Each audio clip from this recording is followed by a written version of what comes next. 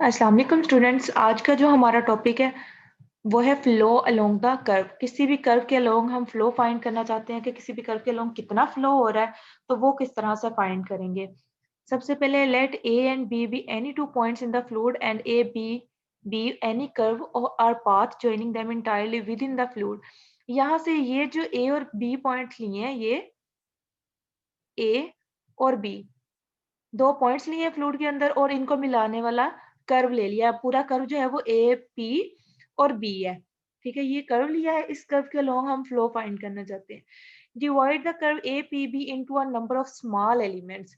ये जो full curve है ए पी बी, इसको अपने स्मॉल नंबर ऑफ एलिमेंट्स में डिवाइड कर लेना है। वो एलिमेंट्स जो है वो इन्फिनिट भी हो सकते हैं, बिल्कुल मतलब छोटे छोटे आपने कर लेने हैं जिनका एरिया जो है वो निग्लिजिबल हो जाए।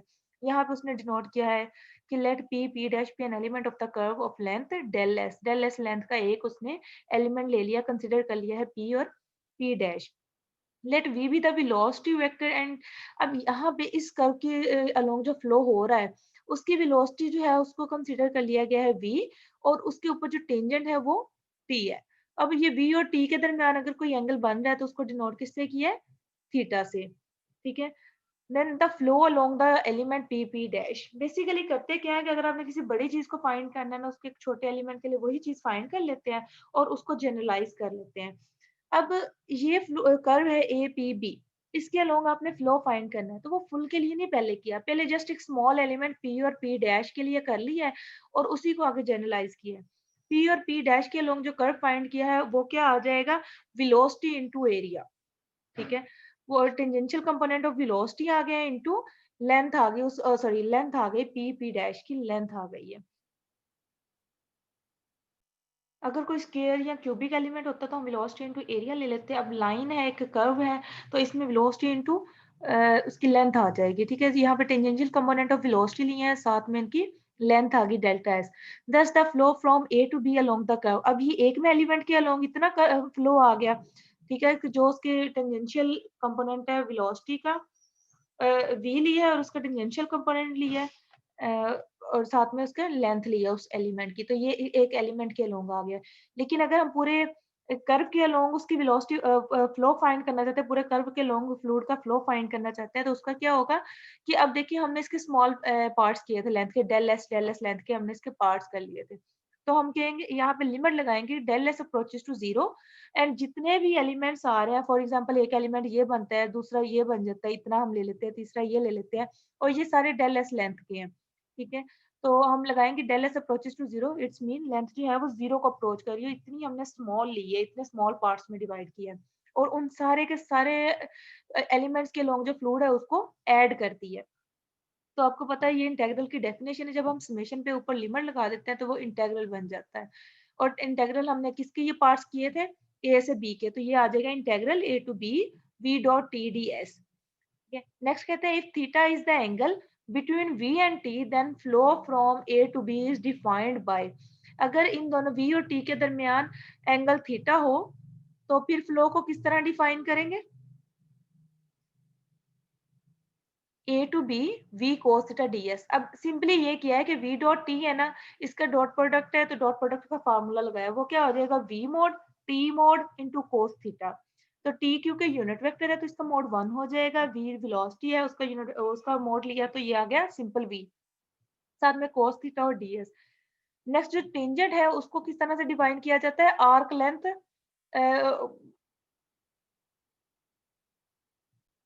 यहाँ पे कोड ओवर आर्क लेंथ। ठीक है, D R by D S, इसको ds को उस साइड पे ले जाए तो टी डी एस हो जाएगा, इसकी वैल्यू जो है वो यहाँ पे पुट की है इस वाले रिलेशन में, तो ये बन जाएगा v dot T D R. और ये बेसिकली आप उसमें पढ़ चुके हैं वेक्टर एनालिसिस में कि ये क्या है, लाइन इंटेग्रल होता है, A to B V dot D R, ये इसका रिलेशन है। और अगर इसको दो तीन मेथड से इसका हम डिनोट कर सकते हैं, किस तरह से, we dot T D S है, ये आपके क्वेश्चन के अकॉर्डिंगली होगा। अगर आपको टी और वी गिवन है तो आप उसके अकॉर्डिंगली ये फार्मूला लगा देंगे, अगर एंगल गिवन है और वेलोसिटी गिवन है तो आप ये वाला फार्मूला लगाएंगे। अगर डी आर आर कोई पोजीशन वेक्टर गिवन है और वेलोसिटी के कंपोनेंट्स गिवन है तो आप ये लगाएंगे। और सिंपल अगर ये कंपोनेंट्स की फॉर्म में गिवन है यू वी डब्ल्यू की फॉर्म में, तो फिर आप ये वाला फार्मूला लगाएंगे। अब यहाँ पे किया गया वी डॉट डी आर को एक्सपेंड किया है वी के component U I plus V J plus W K, और आर की component X I plus Y J plus Z K, इनका डॉट प्रोडक्ट लिया है तो ये चीज आ गई है। ठीक है, नेक्स्ट इसकी एक एग्जांपल है, calculate the flow for the velocity field u or v along the following path: y is equal to 3x square, y is equal to 3x where 0 less than or equal to x less than or equal to 1 and y की value given है। ठीक है, तो flow ये velocity components given है आपके पास, velocity components given है और पाथ गिवन है कि किसके अलोंग आपने फ्लो फाइंड करना है। तो फार्मूला आप लगाएंगे v डॉट डी आर, और a से b ये पाथ ले लिया और साथ में v डॉट डी आर ये फ्लो आ गया। v डॉट डी आर, अब इसके कार्टेशियन कंपोनेंट आपको लिखने पड़ेंगे क्योंकि u और v की फॉर्म में जो वेलोसिटी है वो गिवन है। तो ये क्या करेगा, ये टू डायमेंशनल है तो u D X plus v D Y आ जाएगा। यहाँ पे u और v की वैल्यू पुट करें, ये आ गया X square Y D X plus X square minus Y D Y. ठीक है, अब इस पाथ के अलोंग हमने इंटीग्रेशन इसकी फाइंड करनी है। y is equal to 3x square, दोनों तरफ डिफरेंशिएट करें इसको, तो डिफरेंशियल लें इसका, तो dy is equal to 6x dx आ गया। अब यहाँ पे जहां जहां पे y है वहां वहां पे आप पुट कर दें उसकी वैल्यू 3x स्क्वायर और dy की जगह पे पुट कर दें 6x dx। ठीक है, तो इसकी लिमिट किस तरह से आएगी जब आप यहाँ पे पुट करेंगे, लिमिट्स जो है वो यहाँ से देखिए ये गिवन है, लिमिट्स जो है वो इसकी गिवन है, x की जो लिमिट है वो 0 से 1 तक है और y की जो लिमिट है वो 0 से 3 तक है। तो यहाँ पे क्योंकि ये सारा अब x की फॉर्म में चेंज हो गया तो आप इसमें लिमिट लगाएंगे 0 से 1 तक। ठीक है, आप ये 0 से 1 तक इसकी लिमिट लगा देंगे। उसके बाद इसको लिमिट लगाने के बाद सिंपल इसकी इंटीग्रेशन करके इसको कैलकुलेट कर लें, तो ये इसका आंसर आ गया -69/10। सेकंड पार्ट जो है वो भी सेम इसी तरह, इसको आपने सॉल्व कर लेना है। नेक्स्ट आता है सर्कुलेशन। सर्कुलेशन होता है मतलब एक कोई भी आप क्लोज कर्व लें, क्लोज कर्व में मोस्टली हम कंसीडर कर लेते हैं सर्कल को, बेसिकली सर्कल के अलावा कुछ भी हो सकता है। फॉर एग्जाम्पल आप इसकी आप इसकी जगह ये ले लें, तो ये भी एक क्लोज्ड कर्व है।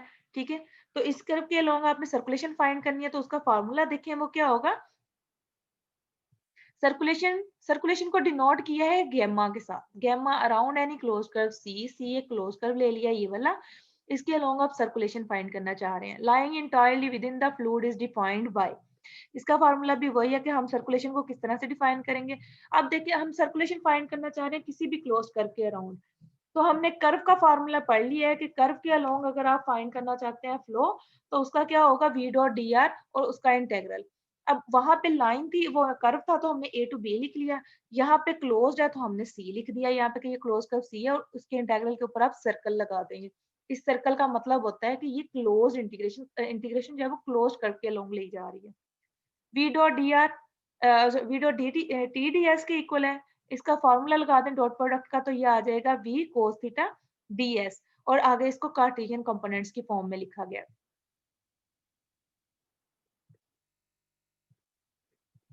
नेक्स्ट जो है वेयर, अच्छा जो कर्व आप हमेशा जो इंटीग्रेशन होती है ना क्लोज कर्व के पास, अगर आप उसको पॉजिटिव में वे में लेना चाह रहे हैं ना कि इंटीग्रेशन पॉजिटिव हो, तो आप हमेशा उसको एंटी क्लॉकवाइज डायरेक्शन में लोगे।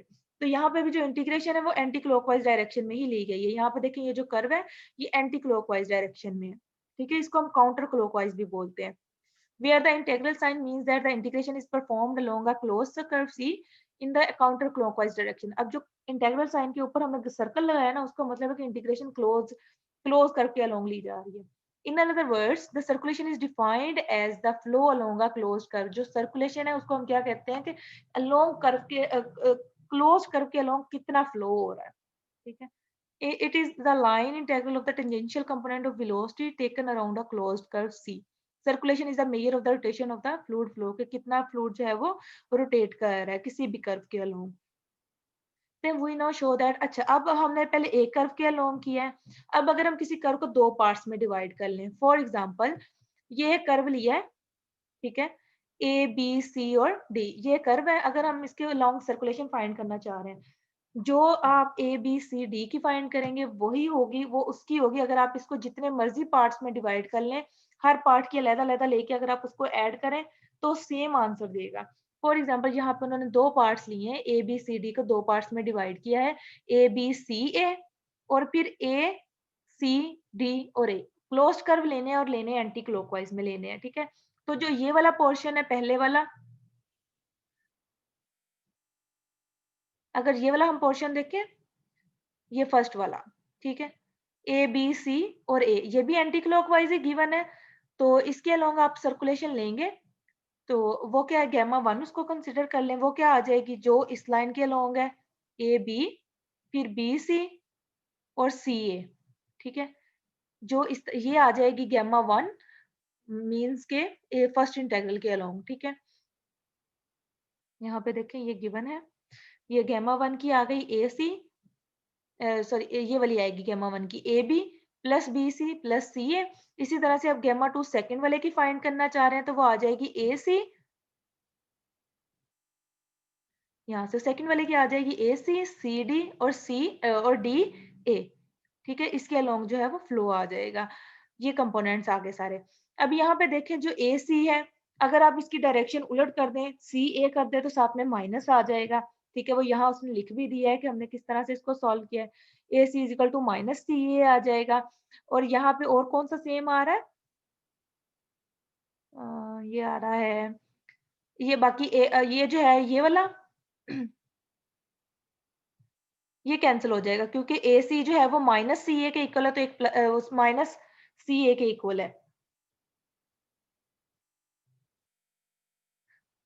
या आप इसकी डायरेक्शन अगर चेंज करते हैं तो ये आपके पास आ जाएगा, सी ए की डायरेक्शन अगर आप चेंज करें तो ये आ जाएगा माइनस ए सी, ठीक है, तो एक प्लस में आ रहा है और एक माइनस में आ रहा है, ये कैंसिल हो जाएंगे और बाकी ये चारों जो है वो एज इट इज आ जाएंगे। और ये आपको पता है, ये एक तो फार्मूले से हमने कह दिया कि ये गेमा के इक्वल आ रहा है, और दूसरा ये ऊपर डायग्राम से देखें, ये यहाँ से ए से बी, बी से सी, सी से डी और डी से ए, ये चार पार्ट्स बनते हैं गैमा के, मतलब टोटल सर्कुलेशन के।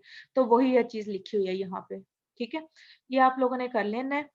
और नेक्स्ट है इसके सर्कुलेशन इन सिलेंड्रिकल पोलर कोऑर्डिनेट्स। तो यही जो सर्कुलेशन का फॉर्मूला है वी डॉट डी आर, इसको आपने सिलेंड्रिकल कोऑर्डिनेट्स में किस तरह से करना है कि वी जो है वो भी सिलेंड्रिकल कोऑर्डिनेट्स मतलब आर थीटा जी की फॉर्म में ले लेना है, और जो पोजीशन वेक्टर आर है उसको भी आर थीटा और जी की फॉर्म में ले लेना है, और जस्ट इसका फॉर्मूला यहाँ पे पुट किया है।